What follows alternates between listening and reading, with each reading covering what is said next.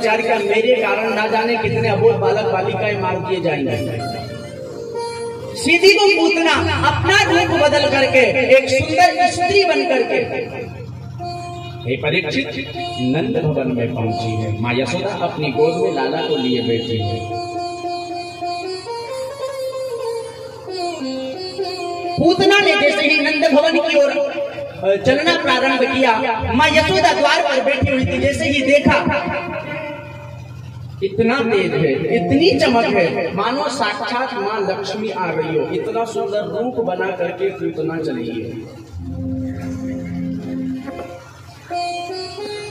माँ यशोदा ने जब ये देखा ना कि मेरे घर की ओर कोई देवी आ रही है, इतना तेज है, इतनी चमक है, विचार कर रही है कोई लक्ष्मी होगी, कोई मेरे बेटे से मिलने आ रही होगी, कोई देवताओं की पत्नी होगी। आई ना, आते ही अंदर महल में प्रवेश किया ना। माँ द्वार पर बैठी हुई थी। बहन आओ, कहाँ से आ रही हो? माँ यशोदा ने विचार किया मेरे लाला को जन्म में ज्यादा समय नहीं हुआ तो मेरे लाला से मिलने आई होगी। आओ बहन आओ, बैठो। श्याम सुंदर को अपनी गोद से उठाया, कन्हैया ले अपनी मौसी के पास में जा। उठा करके अपनी गोद से और पूतना की गोद में भगवान को दिया और माँ किसी काम में लग गई।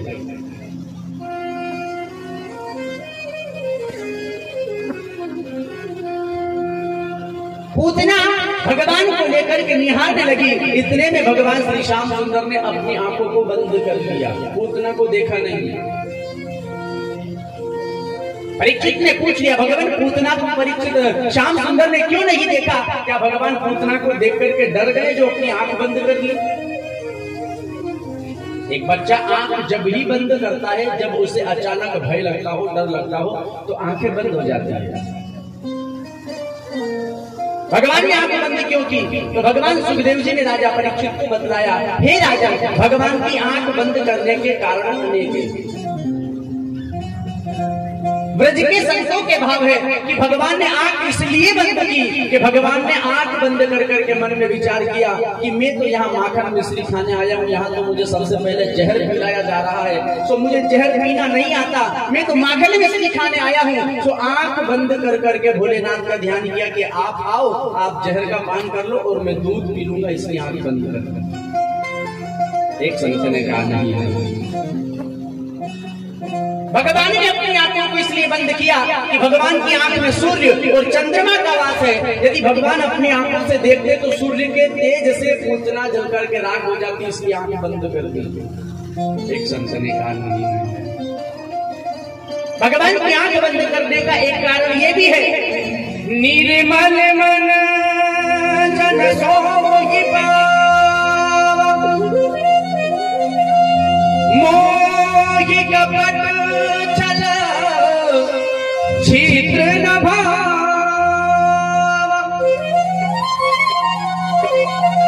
क्योंकि भगवान कहते हैं कि मेरी आंखों के सामने कभी छल कपट नहीं टिक सकता, मुझे निर्मल मन से पाया जा सकता है। और पूतना कपट का रूप बना करके आई है, यदि मैंने आंखों से देखा तो इसका कपट रूप नष्ट हो जाएगा, ये राक्षसी बन जाएगी, इसलिए भगवान ने आंख बंद कर दी। एक संत ने कहा नहीं, संतों के भाव है, आंखों ही आंखों में इशारे हो गए, हम शाम के और शाम हमारे हो गए। भगवान ने एक विचार मन में किया होगा, यदि मैंने अपनी कृपामय दृष्टि से पूतना को देखा तो मेरा और पूतना का प्रेम हो जाएगा, और मेरा यदि प्रेम हो गया तो मैं पूतना को मार नहीं पाऊंगा, इसलिए भगवान ने आंख बंद कर ली। कारण कुछ भी हो, लेकिन भगवान ने आंख बंद की। पूतना नामक राक्षसी उठ करके आकाश मंडल की ओर भगवान को लेकर के चली। भगवान को मारने के लिए अपना स्तन मुख में दिया। भगवान ने हे परीक्षित, पूतना के स्तनों में लगा हुआ जहर पान किया, दुग्ध का पान किया, रक्त का पान किया, और धीरे धीरे पूतना के प्राणों को पी करके भगवान ने उद्धार कर दिया। गोविंद भगवान।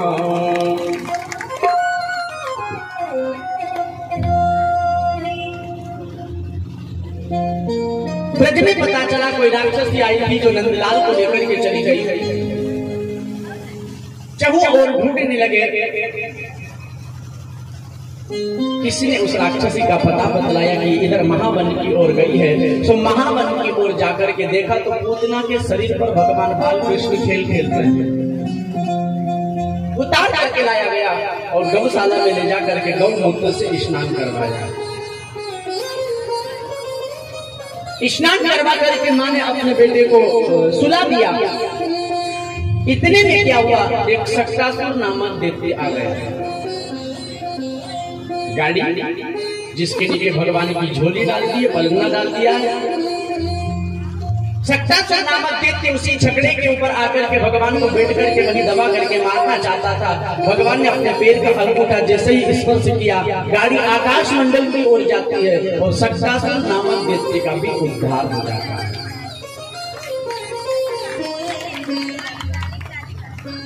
माँ ने विचार किया, जब से मेरे बेटे का जन्म हुआ है इसके ऊपर विपत्तियां आ रही है, क्या बात है। गौशाला में लेकर के गई, गोबर से गौमूत्र से स्नान करवाया है। इंद्रियाणि ऋषिकेश प्राणो नारायणो वतु।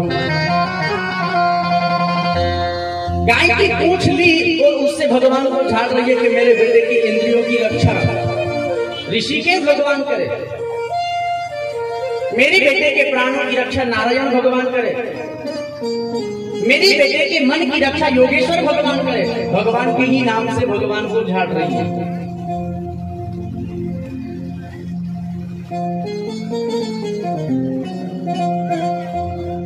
भगवान को स्नान करवा करके और अपने काम में मां लगी। कंस को पता चला तो तृणावर्त नामक दैत्य भगवान को मारने के लिए भेज दिया। तृणानि भूमि रुधिकम, धरती से तिनकों को पत्तों को उड़ा करके आकाश मंडल की ओर लेकर के चले जाना। तृणावर्त जो गर्मी में चलता है ना, जुझार सिंह गर्मी में चलता है, क्या बोलते हैं उसे? भूताड़िया, हमारे इधर बरगुलिया बोलते हैं। भूताड़िया के रूप में तृणावर्त आया।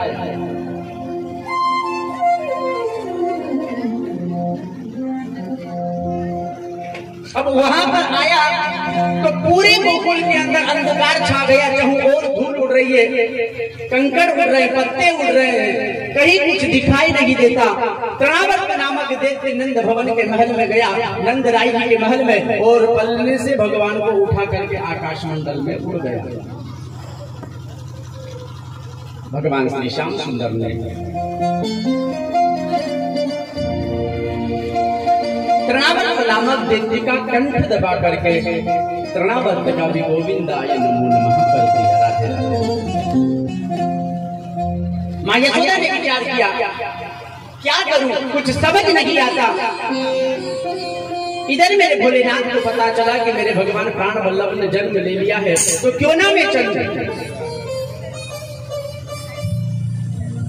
तो भगवान श्री भोलेनाथ अपने भगवान प्रियतम कृष्ण से मिलने के लिए चले।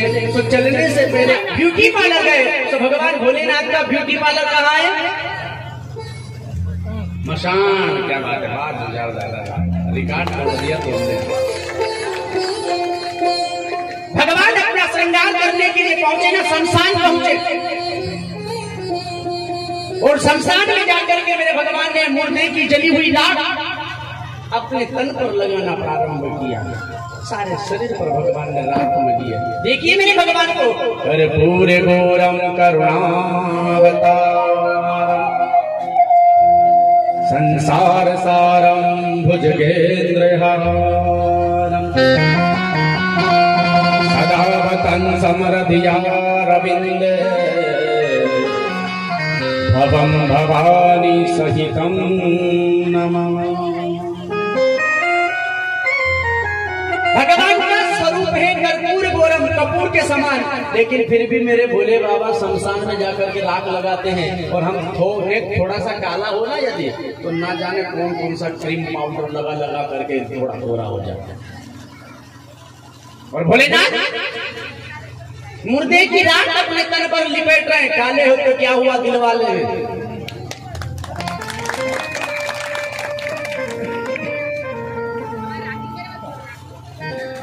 सुंदर भगवान ने श्रृंगार किया है, राख मली है अपने तन पर, त्रिपुंड धारण किया है, नाग को गले में लिया है, अपने बाजूबंदों में बिच्छू बांध लिया है, बाघंबर लिपेट लिया है और भगवान ने अपने हाथ में डिमरू और त्रिशूल लिया है और चले हैं भगवान श्री बाल कृष्ण से मिलने के लिए।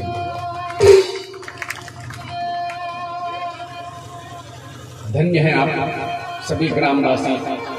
मुझे सूचना मिली थी कि अगले साल भी हमारे यहाँ कथा हुई थी, जब भगवान के मंदिर का काम चला था, बीच में फिर बंद हो गया था और फिर 1 तारीख जिस दिन से ये कथा चालू हुई उसी दिन से काम फिर से चालू हो गया। तो हो सकता हो मेरा बाल कृष्ण चाहता हो कि मेरे दर्शन करने के लिए भोलेनाथ वहां भी आए थे, तो अब मैं यदि यहाँ आया हूँ तो मेरे दर्शन करने के लिए भोलेनाथ आए तो उनका काम भी तो चलना चाहिए। तो 1 तारीख से फिर राधे राधे काम चल रहा है। और एक बात और कितनी अच्छी साहब, में कल आया था, देखा मैंने कि नेक छोटा सा मंदिर था, मंदिर जो है नेक छोटी सी मंदिर, 2 व्यक्ति बैठ करके ठीक से पूजन नहीं कर सकते, इतना छोटा सा गर्भगृह है। लेकिन मेरे भोलेनाथ ने, मेरे सरकार ने इन गांव वालों को ना जाने कैसे ऐसी प्रेरणा दे दी कि जब इतना बड़ा मंदिर तुमने बना दिया और उसमें भगवान का घर तो इतना ही बड़ा है, ये तो तुमने तुम्हारे लिए किया है, तुम्हारे भजन के लिए, तुम्हारे कीर्तन के लिए, तुम्हारी कथा के लिए, तुम्हें गर्मी में लौटने के लिए, तुमने तुम्हारे लिए तो इतनी लंबी चौड़ी जगह और मेरे लिए वही की वही जगह। तो ना जाने कैसे इसी लोगों को ऐसी मती दी कि मेरा भी गर्भगृह बड़ा होना चाहिए, तो राधे राधे उसे भी तोड़ करके बढ़ाया जा रहा है। इसी मंदिर को भी तोड़ना प्रारंभ कर दिया है और उसे तोड़ करके अब बड़ा गर्भगृह भगवान का बनाया जा रहा है, ताकि एक साथ 10 लोग बैठ करके भगवान का पूजन पाठ कर सकें। तो मेरे बहन भाइयों, मैं आप लोगों से कहना चाहता हूं, अपना दशांश भगवान के लिए लगना चाहिए। आप दशांश नहीं भी लगाओ तो कोई बात नहीं, पर अपने घर से पाई पाई लगा करके भगवान के इस कार्य को पूर्ण करना है। और ये इंतजार मत करना कि गांव वाले जो समिति के लोग हैं वो समिति के हमारे पास आएंगे तब हम पैसे लिखाएंगे, नहीं। समिति के यदि तुम्हारे घर आ गए, तुम्हारे पास आ गए, तो वो तो तुम्हारी मजबूरी होगी लिखवाने की, लेकिन बिना मांगे यदि तुम लोगों ने दे दिया है इन समिति वाले लोगों को, तो वो तुम्हारा सच्चा दान होगा। अब आप मजबूरी में देना चाहो कि दान करना चाहो, ये आप पर निर्भर है। लेकिन मैं कहना चाहता हूं, समिति वाले लोग आपके पास नहीं आए, उससे पहले यदि समिति ने निर्णय किया हो कि 2100 रुपए के, 11,000 रुपए के, जो भी निर्णय किया हो, तो वो फिर एक बात अलग है। लेकिन यदि निर्णय नहीं किया तो कोई भी 2100 रुपये से कम तो मत देना, और ज्यादा इतने खूब है। मेरा जुझार था 5,000 रुपये देगा भगवान के इस मंदिर में, बाकी और कितना दे वो राधे राधे, लेकिन 2100 से। वैसे ये बात ये है, अपनी हैसियत अनुसार, ऐसा जरूरी नहीं है कि अपने घर में गरीबी है और अपन 2100 का कह दिया तो 2100 नहीं। यदि गरीबी है तो तू 11 रुपये भी देगा तो भगवान उसे 11,000 रुपये के बराबर समझ कर लेगा। लेकिन हैसियत तेरी यदि 51,000 की है और तू केवल 51 रुपये दे तो भगवान उसे स्वीकार नहीं करेगा, तेरे बराबर मूर्ख भी नहीं है। अरे जितना दे सकता है उतना, जिसने दिया है उसे ही देने में संकोच। तो मेरे बहन भाइयों, मैं कहना चाहता हूँ, इतना दान देना कि 16 तारीख को जब मैं वापस यहाँ कथा करने के लिए आऊं तो मुझे भगवान का मंदिर पूर्णतया कंप्लीट दिखाई देना चाहिए। वैसे लोगों की इच्छा भी है कि उसी मंदिर में कथा हो, तो भगवान ने चाहा तो हो सकता है उस मंदिर में भी कथा हो, और यदि जगह की कमी रही तो फिर जैसा भोलेनाथ आप लोगों को मति देंगे वैसा कार्य करेंगे। लेकिन मैं कहना चाहता हूं कि 16 जनवरी तक भोलेनाथ की मंदिर टूट करके कंप्लीट नहीं, बन भी जाना चाहिए, प्लास्टर भी हो जाना चाहिए, शिखर भी कंप्लीट हो जाना चाहिए, और पूरे शिखर पर प्लास्टर रंग रोगन भी हो जाना चाहिए। ये विचार कर करके दान देना।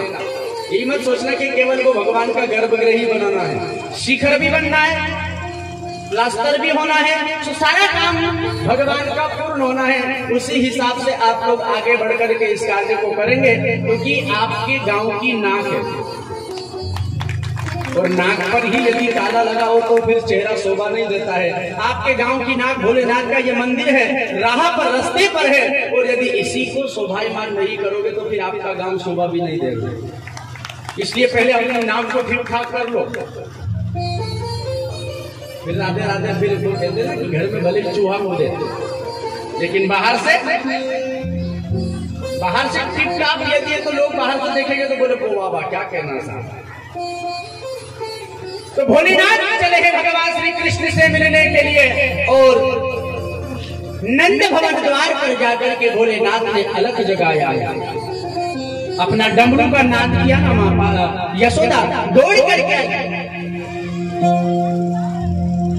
निवेदन कर रहे भोलेनाथ और माँ यशोदा से कि लाला के दर्शन करा दे। संतों ने इतने में भगवान की भक्ति को देख करके दौड़ाया है, कहा है हे परीक्षित, भोलेनाथ चले रे ब्रजधाम, मेरे नंद जी के दर्शन को। भोलेनाथ चले रे ब्रजधाम, भोलेनाथ चले रे ब्रजधाम, नंद जी के दर्शन को।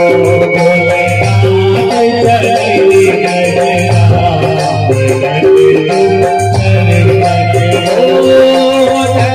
धन को हरि के दर्शन को, धन को रे हरि दर्शन को, दर्शन को प्रभु के दर्शन को, दर्शन को रे दर्शन को।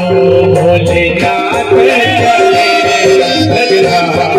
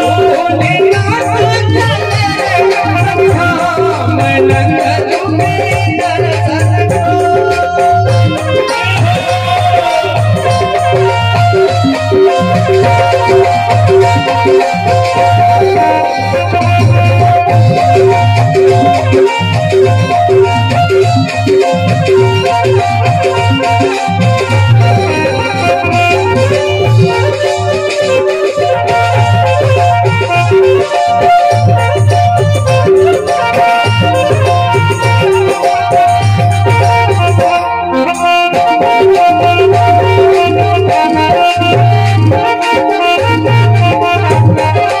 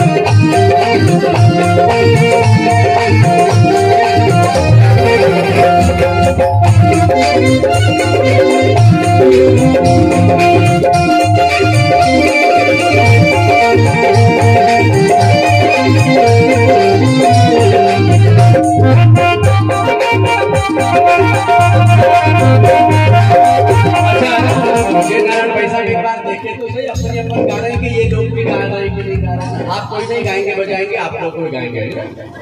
भोलेनाथ चले रे रज धाम, नंद जो के दर्शन को।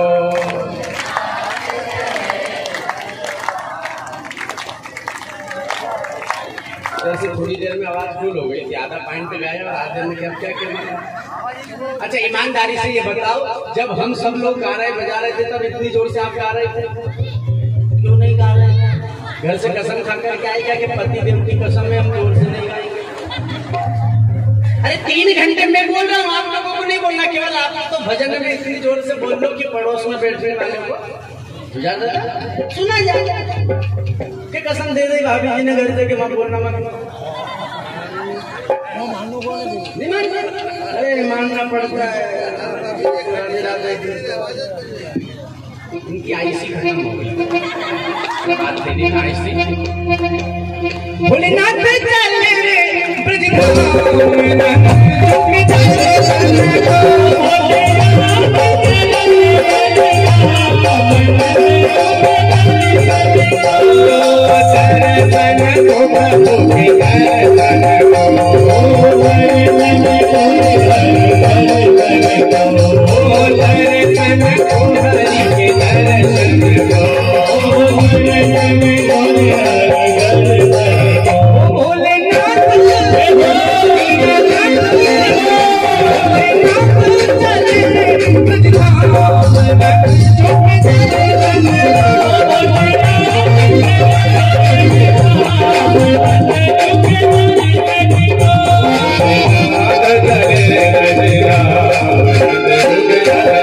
Thank you.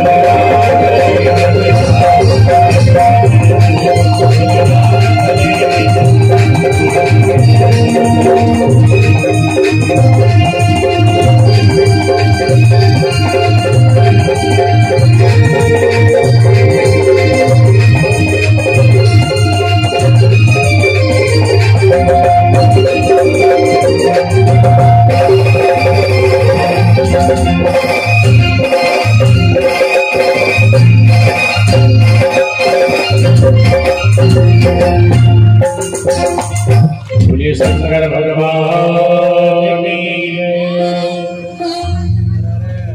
माँ से निवेदन किया, माँ ने मना कर दिया, बाबा मैं लाला के दर्शन तुझे नहीं कर पाऊंगा। मैया मैं बिना दर्शन के यहाँ से जाने वाला नहीं हूँ। तो माँ ने कह दिया बाबा मैं तुझे दर्शन नहीं करवाऊंगी, तेरे सांप बिच्छू देख करके मेरा लाला डर जाएगा, मैं कहाँ जाऊंगा। मना कर दिया, दर्शन नहीं करवाना।